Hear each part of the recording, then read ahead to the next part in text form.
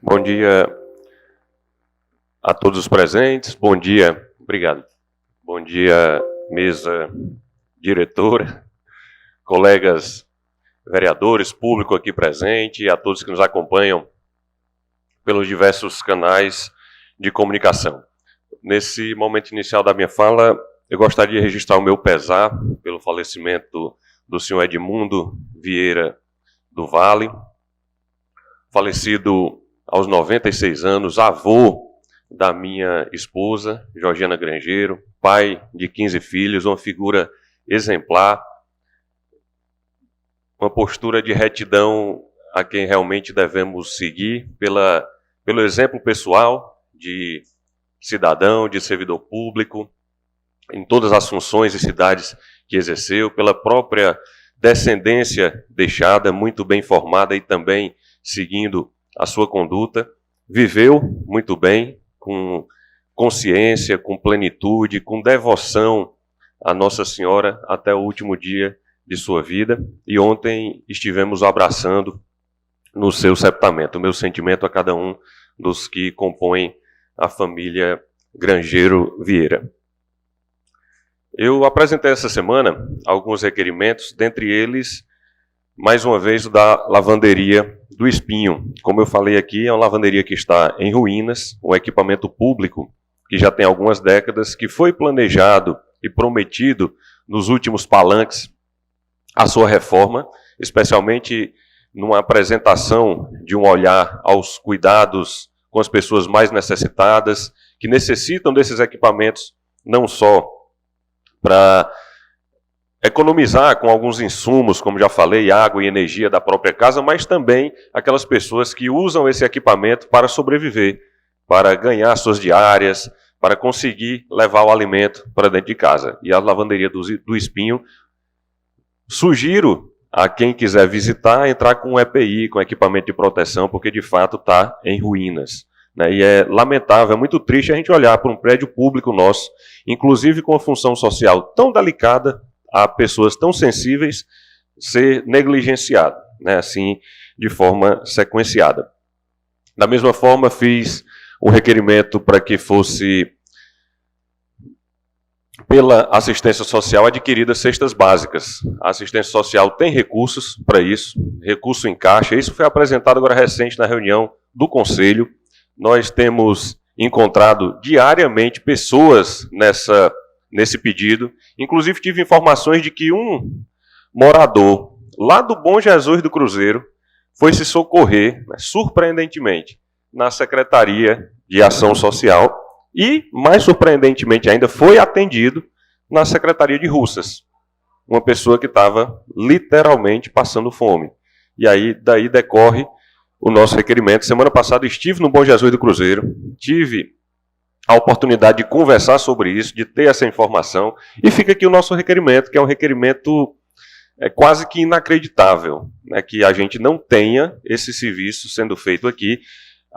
No ano passado, em 2021, essa casa destinou R$100 mil para aquisição de cestas básicas lá pela ação social e não foi adquirido esse valor. Infelizmente, mesmo com o projeto de resolução, mesmo com a indicação de que o repasse só deveria ser feito com a compra realizada, com o valor empenhado, somente nesse momento a Câmara repassaria para uma destinação específica. E a gente, em 2023, tendo que assistir uma situação lamentável dessa, pessoas passando fome e se socorrendo em outra cidade.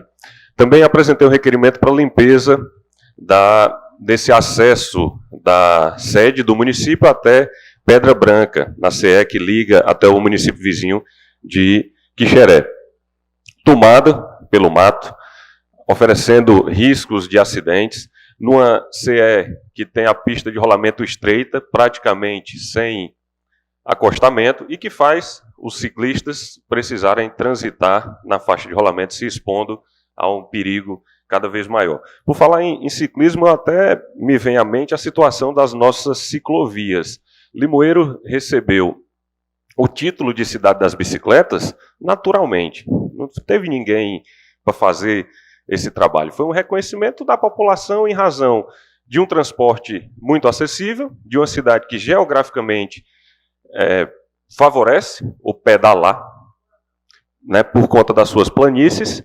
Então, diferente de muitas outras cidades, Limoeiro teve uma adesão muito grande a esse meio de transporte e ganhou a alcunha de cidade das bicicletas. Agora, merecidamente, foi reconhecido estadualmente como a capital das bicicletas. No entanto, fica o meu olhar acerca dos equipamentos e das estruturas que poderiam levar Limoeiro muito mais longe, né, de forma merecidamente reconhecida. E digo isso porque não adianta um título sem efetivamente termos um plano para cuidar das bicicletas. Nós não temos uma só ciclovia, enquanto várias cidades do nosso entorno, como Jaguaribe, Russas, Morada Nova, Jaguaruana, têm ciclovia. Limoeiro não tem. Nós não temos um bicicletário, o que tem danificado na praça, não facilita o seu uso. Nós não temos uma equipe de ciclismo aqui na nossa cidade. Poderíamos ter. Tantos esportes nós temos. E a capital da bicicleta não tem um time de ciclismo. Nós temos tantos atletas daqui que são mais premiados, mais bem colocados em alguns eventos quando competem, já falei isso milhões de vezes aqui, com atletas de nível nacional. Os nossos atletas ganham, mas eles não têm condição de participar de todas as etapas de um campeonato cearense. Quando se encontra com um campeão, ganha, mas não consegue correr todas as etapas. E nós não temos um time de ciclismo. E falando em ciclismo, em merecimento sobre o título, em alavancar algo que é potencial em Limoeiro, a gente podia juntar uma coisa a outra. Trabalhar, por exemplo, uma fábrica de bicicleta ou de implementos aqui em Limoeiro. Por que não? Já que é a cidade da bicicleta. Então, nós não temos nem de ciclovias a uma fábrica que fosse de vestimenta, de equipamentos. Fica aqui a nossa percepção sobre o que realmente nos faz tornar a cidade, a capital da bicicleta. Nós aprovamos agora recente, colegas vereadores, por unanimidade nessa casa, um projeto apresentado por mim que tratava sobre a patrulha escolar. Há alguns meses, no país, se instalou uma condição quase que de pânico em razão dos ataques que estavam havendo nas escolas, e nós debatemos isso aqui algumas vezes, debatemos também na secretaria escolar, que de fato tem alcançado números brilhantes e tem o meu reconhecimento, os meus parabéns quanto ao seu resultado. Entretanto, um ponto me chamou a atenção na semana passada e me traz novamente essa tribuna com preocupação. Nós falávamos, inclusive, sobre o estado policialesco, né, que não devia se implantar na escola, embora em muitos momentos se faça necessário, né, por conta do adoecimento da sociedade. E na escola Evaldo Holanda, semana passada, tristemente, houve uma agressão que poderia ter tido um desfecho trágico, onde duas adolescentes, em meio a uma faca, se engalfinharam. E aqui é a minha preocupação sobre isso, porque nós discutimos tantas vezes aqui sobre segurança nas escolas.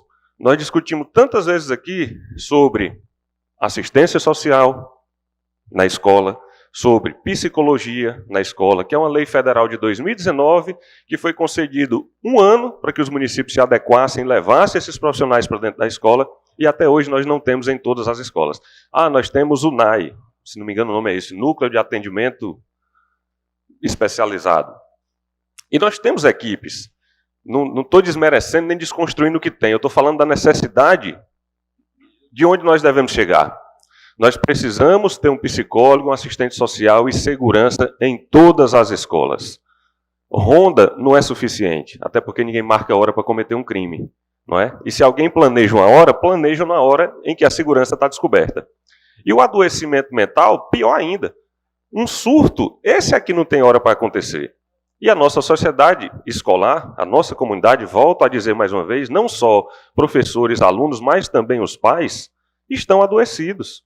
Estão preocupados. E fica aqui o meu pedido, mais uma vez, para que a gestão possa dar máxima e urgente atenção no sentido de cumprir a lei federal que determina a inclusão desses profissionais de assistência social e psicologia nas escolas. Isso é mais do que urgente. E antes, né, faço o registro aqui, que a gente tem que fazer por força maior, né, por força de um acidente trágico, como naqueles meses atrás, em que a preocupação dominava o país, e alguns pais disseram que não iam mandar os seus filhos para a escola. É o que vai acontecer se uma tragédia, né, vier a alcançar os nossos alunos. Fica aqui o nosso requerimento mais uma vez. Sobre alguns outros fatos, né, eu comecei o meu pronunciamento falando em pesar, em lamentação, e alguns fatos me fazem voltar a essa tribuna com preocupação. Preocupação sobre o meu município, preocupação sobre o trabalho que me trouxe a uma candidatura e que me traz nas quintas-feiras a essa tribuna depois de rodar durante a semana o nosso município, ouvindo comunidades, ouvindo cidadãos, ouvindo prestadores de serviço, ouvindo servidores desrespeitados, alguns terceirizados atrasados, prestadores que acumulam meses no recebimento das locações que são feitas. E nós tratamos sobre isso aqui no começo do ano. Eu acho que vocês devem lembrar. Hoje, esse volume traz mais preocupação ainda, com aluguéis de imóveis atrasados, com energias atrasadas e cortadas, de prédios públicos que prestam serviço para a nossa comunidade, de secretarias que chegaram a ter a sua energia cortada. E uma preocupação muito grande, porque quando eu tratei sobre isso de forma administrativa, tentando entender o que estava acontecendo, a informação que me foi dada é porque é um erro da Enel. Quando a gente vai estudar mais a fundo, a gente vê que o erro da Enel alcança quase R$1 milhão em atraso de energia. Há muito tempo, a prefeitura não consegue fazer uma ligação de energia. E por conta disso, por exemplo, o prédio escolar lá do Córrego do Feijão não tem energia. Para se colocar energia em alguns prédios daqui, se for um pedido novo, tem que colocar no CPF de alguém. Alguém aqui se candidata a dar um CPF para colocar, a ligar a energia? E tem muitos que funcionam desse jeito. Tem muitos que funcionam desse jeito. E aqui é a nossa preocupação, para onde a gente está caminhando. E aí, a gente chega em mais contas. Foi colocado no conselho agora recente, no Conselho de Saúde, a dívida do Hospital São Camilo, que se aproxima de R$5 milhões. Uma preocupação constante, porque nós não temos o nosso hospital funcionando. Que Deus abençoe e proteja essa relação para que a gente não fique sem serviços médicos. É uma preocupação latente de todo mundo. E quando eu falei aqui, em algum momento, eu escutei pessoas falar sobre situação ou oposição, gente que é situação, mas faz papel de oposição. Eu sou situação de quem me elegeu. Eu sou situação da minha função pública. Eu sou situação de trazer para cá e expor, com toda a liberdade, problemas do meu município que devem receber máxima atenção. Ou segurança nas escolas e saúde pública não é atenção. Ser situação, na minha compreensão, é um outro comportamento. E sobre os atrasos, que se acumulam, trazendo preocupação, alcançam as obras que estavam em andamento. Colega Zé Neto, se quiser falar, fique à vontade, nós já tratamos sobre isso. E, infelizmente, nós tivemos agora uma obra no eucaliptos, depois de décadas. Todo vereador falando aqui sobre eucaliptos. Começa a pavimentação dos eucaliptos. Não deu tempo nem aquele gostinho de água na boca de uma rua concluída. Foi feito um pedaço de rua, param, tiram equipes para levar para um outro canto, e a obra, que mal começou, paralisada. Lá no Bonfim, do mesmo jeito. Se não me engano, eu já escutei algumas vezes aqui que o ex-vereador João Filho deixou essa casa por conta da frustração de nunca ter sido atendido numa promessa que lhe fizeram de levar a pavimentação do Bonfim. Pessoas sérias, pessoas comprometidas, pessoas dedicadas, que apanham todo dia da população como se nada fizessem e chegam ao ponto de se frustrarem de uma missão, de uma vida pública. Chega aqui o vereador Zé Neto, um outro vereador do Bonfim, com força renovada para retomar esses pedidos, e vem também sendo castigado, não só pela gestão pública, mas principalmente pelos moradores, que não compreendem o que acontece nos bastidores e ficam judiando do vereador como se o vereador nada fizesse.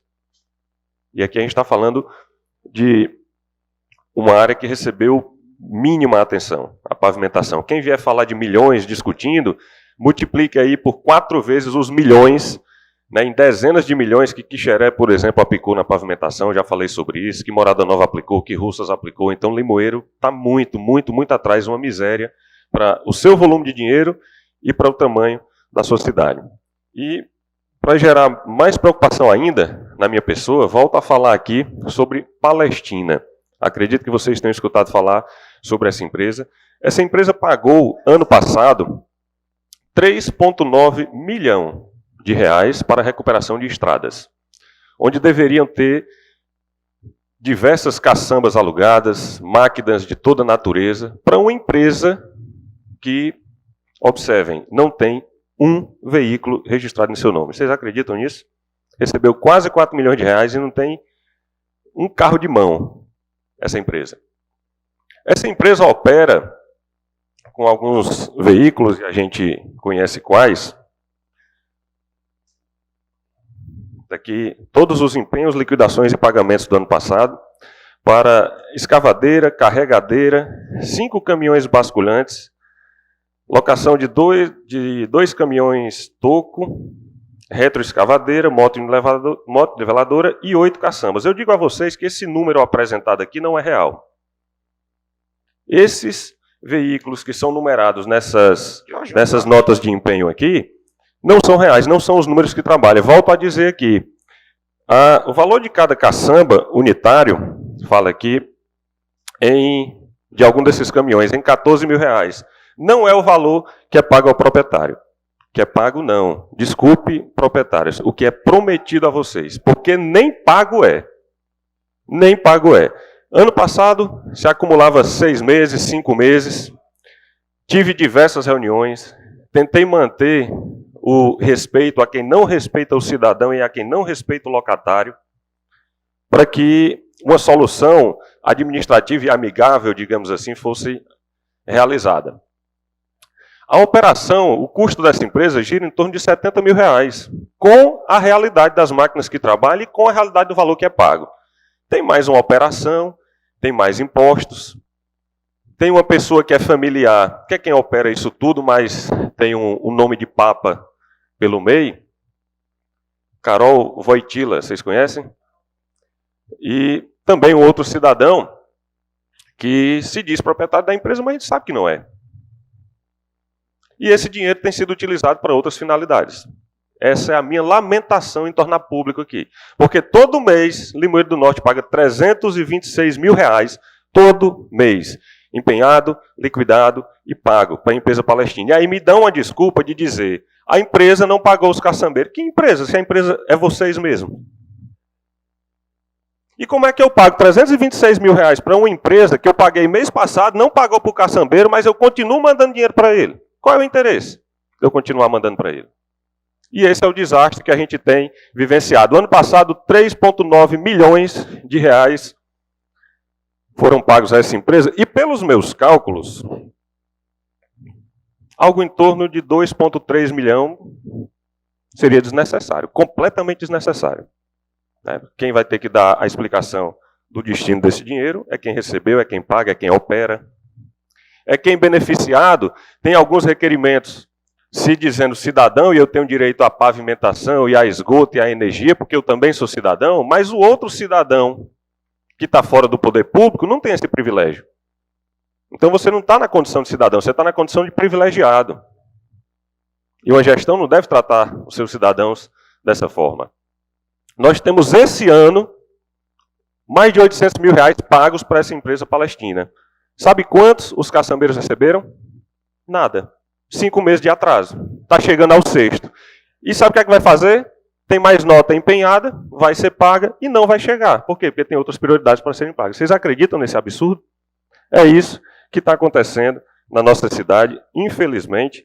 E lamento muito, me solidarizo com cada um de vocês, cidadãos, proprietários de máquinas.